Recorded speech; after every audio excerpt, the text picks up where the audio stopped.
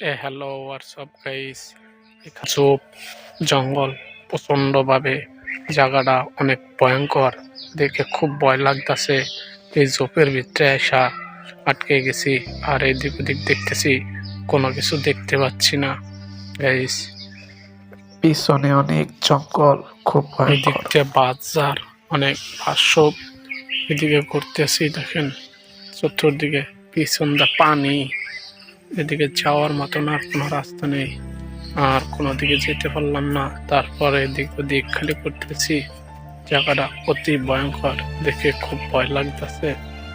আর কেমন যেন ঠান্ডা বাতাস আইসা শরীরে লাগতেছে, পিরপিরায় উঠতেছে শরীরের উপরে, খুব ভয় লাগতেছে। একেবারে ভয়ে শরীর খালি কাঁপতে আছে। আর এদিক ওদিক করতেছি আর দেখতেছি, দেখেন বিশাল বড় একটি বাঁশ